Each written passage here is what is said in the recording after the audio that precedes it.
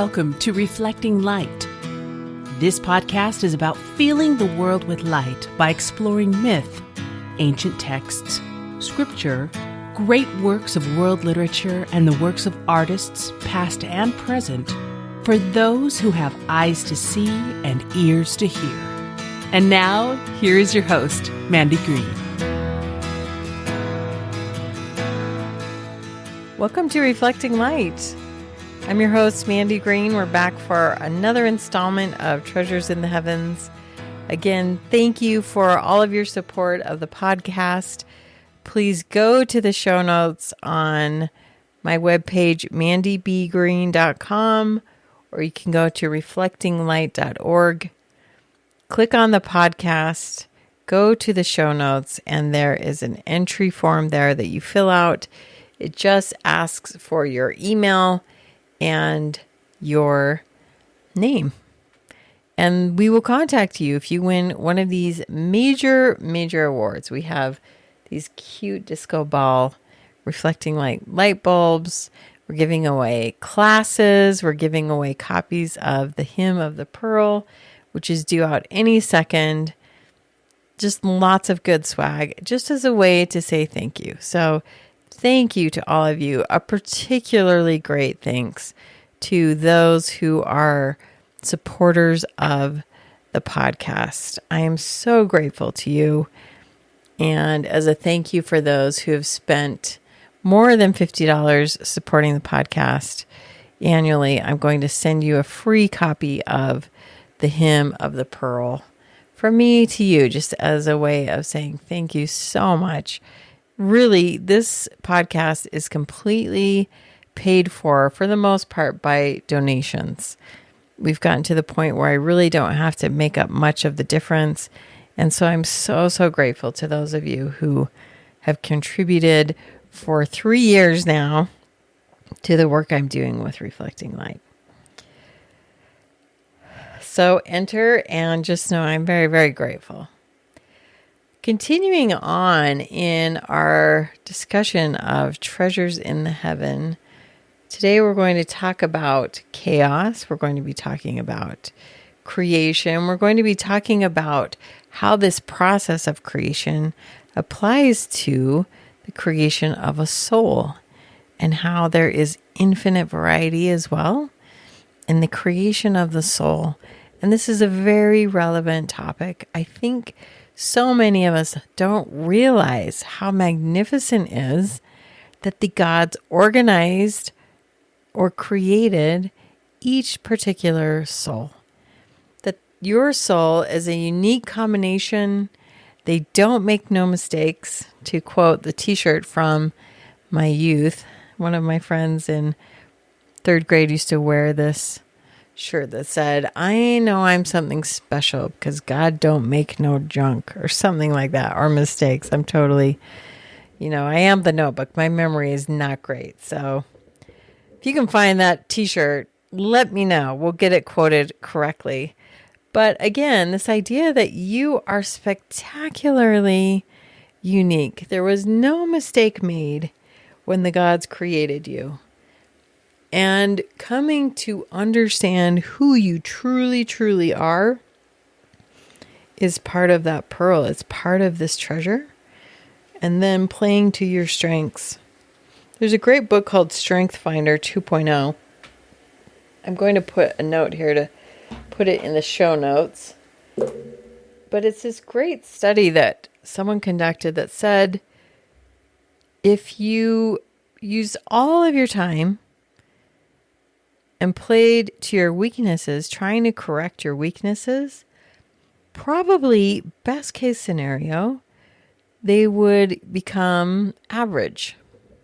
However, if you took that same amount of time and used it to play to your strengths, you would become an expert. You would become someone who's truly gifted. And so may I just encourage you to think about that process. I think so much as saints and culturally, we kind of think so much about, I have to fix my weaknesses.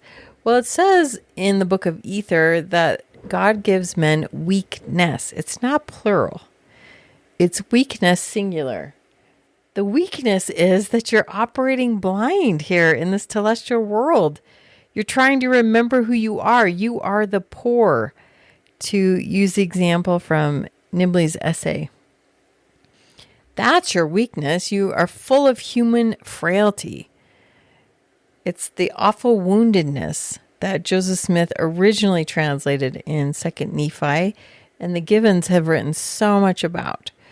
So you have this blindness, you have this awful woundedness, and the pearl, part of the treasure, is understanding who you are so that you can embrace your heavenly magnificence, which is 1,000,000,000,000,000,000,000% you and nobody else. That's why you matter. That's why your gifts matter.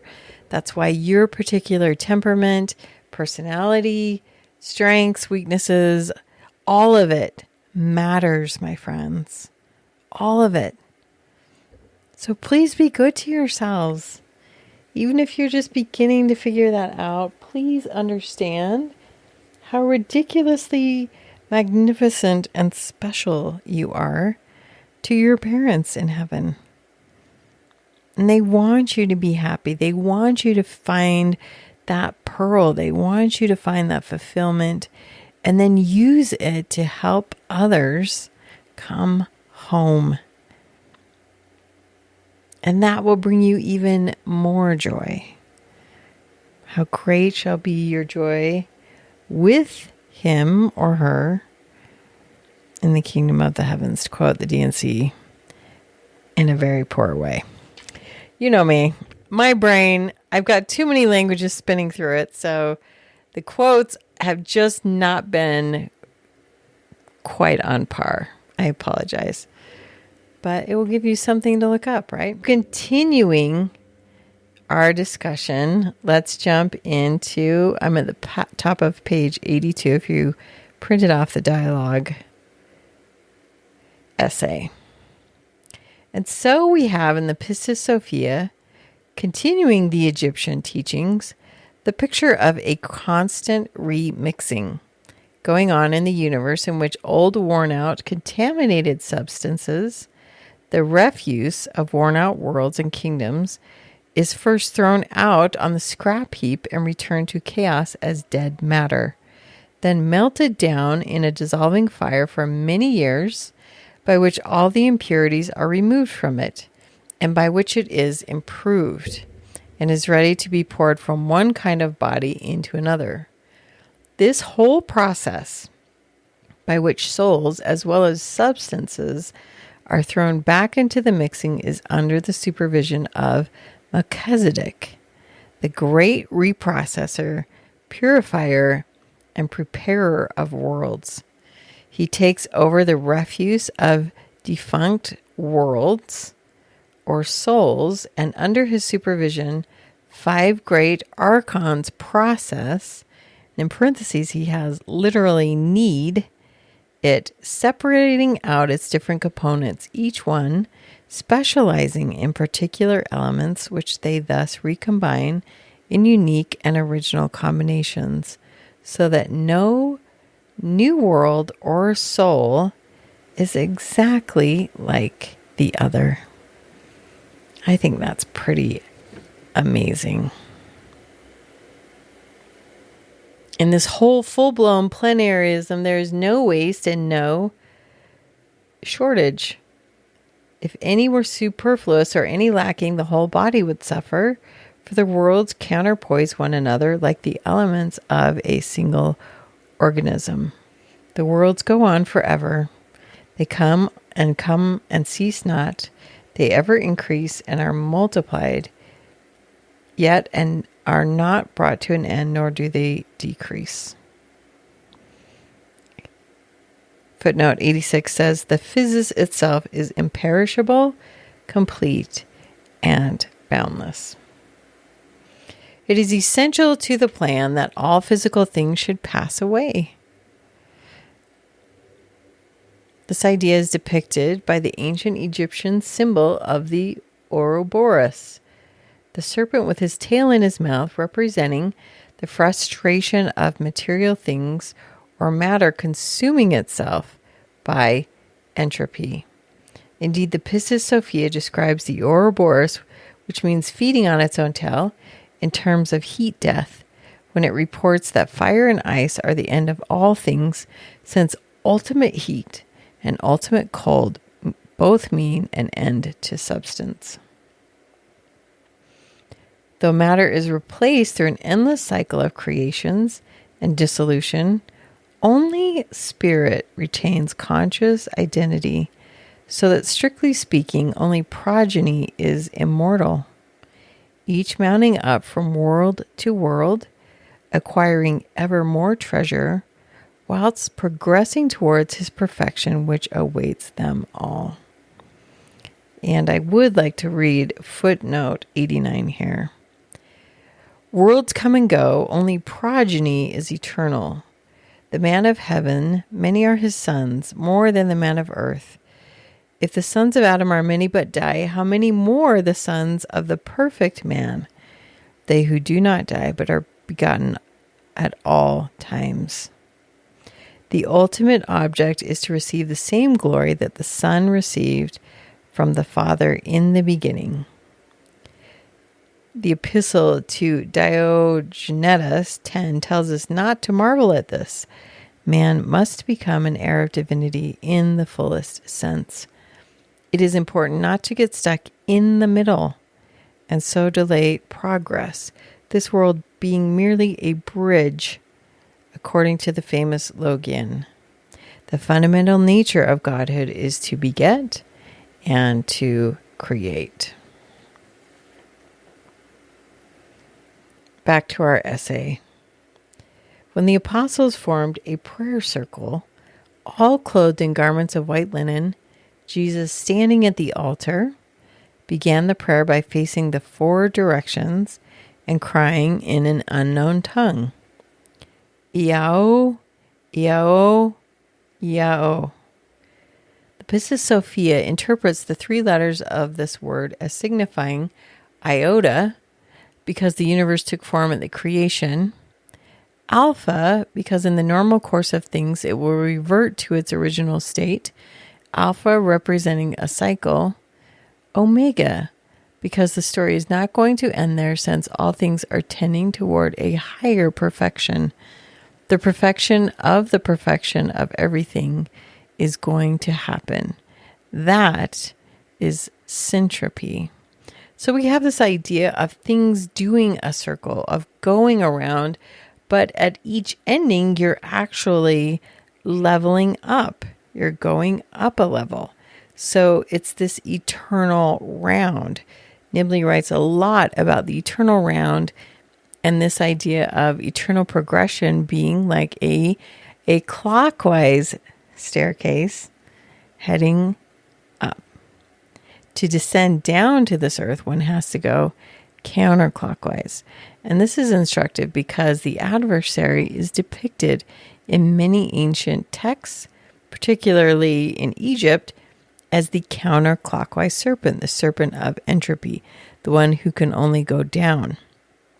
Christ is depicted as the good serpent because he is the clockwise serpent, the one that goes up. Just a little side note there. Final paragraph on page 82. The eternal process is thus not a static one, but requires endless expansion of the universe, since each dispensation is outgoing, tending to separation and emanation, i.e. fissure, so that an endless process in the uncontainable fills the boundless. This is the Egyptian paradox of expanding circles of life which go on to fill the physical universe and then go on without end. Such a thing is possible because of a force which is primal and self-existent, having no dependence on other matter or its qualities. This is the light stream, which no power is able to hold down and no matter is able to control in any way. On the contrary, it is this light which imposes form and order on all else. It is the spark by which Melchizedek organizes new worlds. It is the light that purifies contaminated substances, and the light that enables dead matter to live. Reduced to its simplest form, and this is a big one, creation is the action of light upon matter. Creation is the action of light upon matter.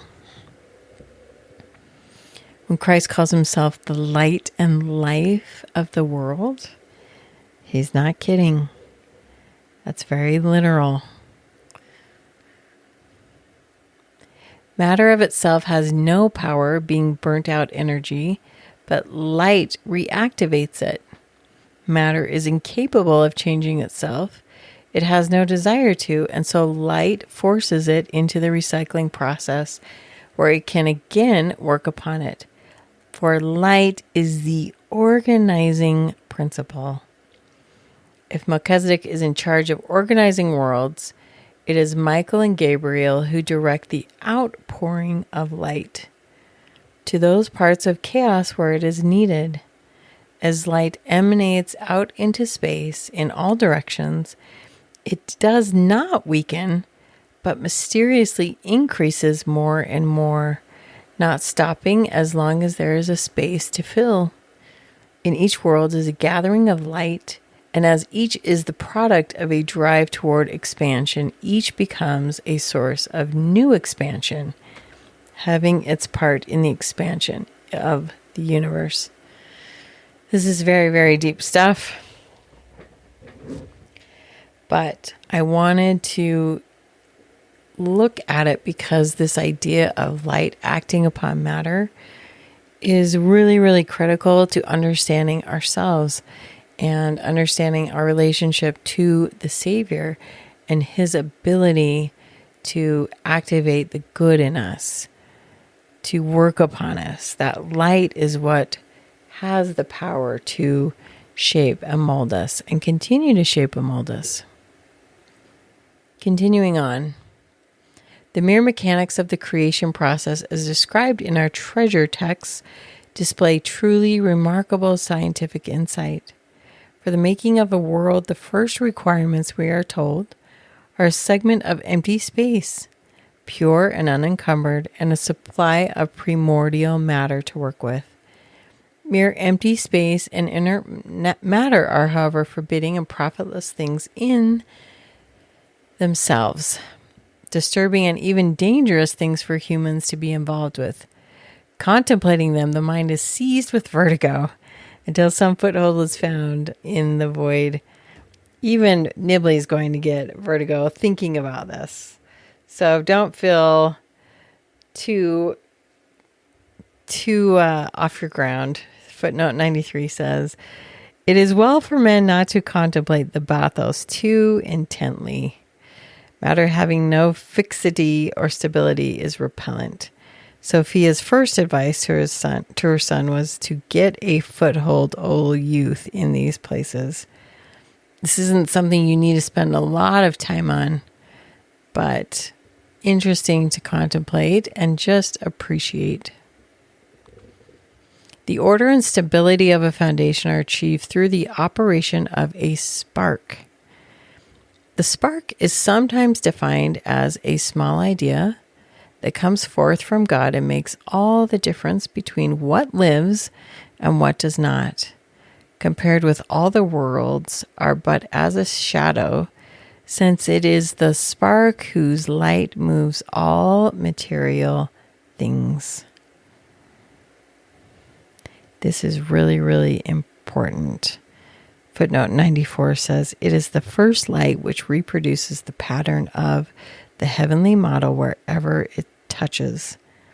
For rays from the worlds of light stream down to the earthly world for the awakening of mortals.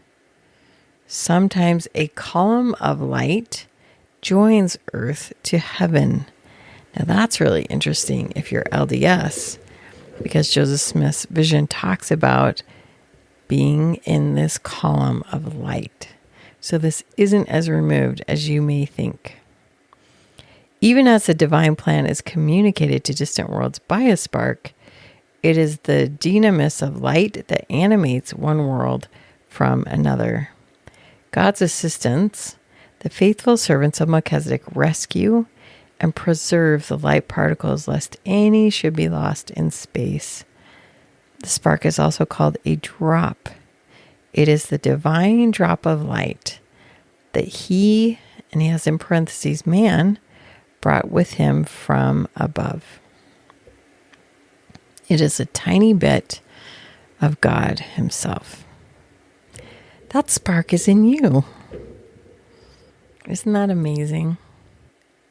It is the ultimate particle, the anus, which came from the Father, and I would say the Mother. They generate it together, of those who are without beginning, emanating from the treasure house of light, from which all life and power is ultimately derived. Thanks to the vivifying and organizing power of the spark, we find throughout the cosmos an infinity of dwelling places, either occupied or awaiting tenants. The word there is topoi, and the note here said, an important part of God's plan is the providing of a proper topos for the saints. Each topos awaiting occupants is the result of the diffusion of the treasure.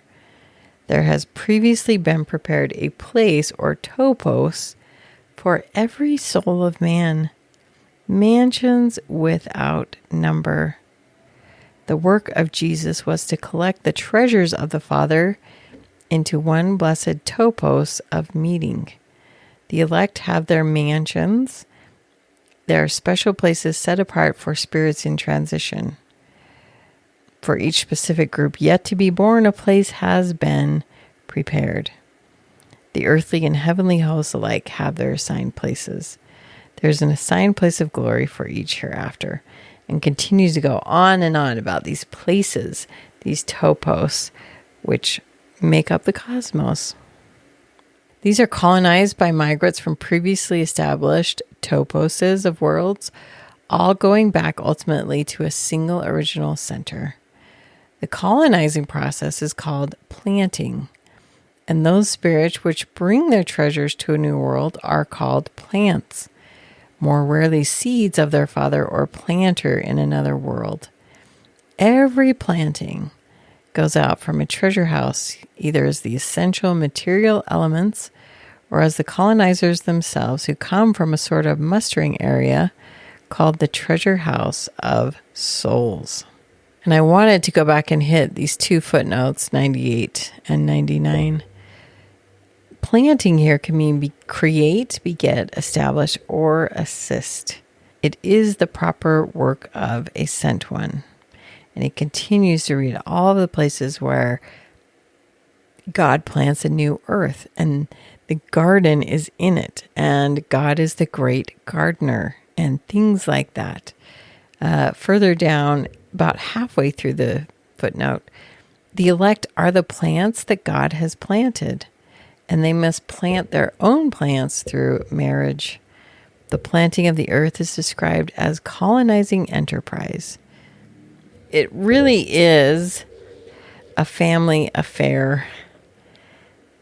People come from the treasure house of light and establish other worlds. With its planting completed, a new world is in business.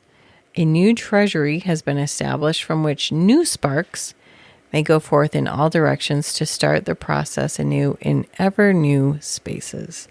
So here we are, this family tradition that continues to go on. Footnote 100, through the power of the treasure, earths are created, places made inhabitable, chiefs of worlds are appointed, so that the treasures may be handed down from older worlds to newer ones.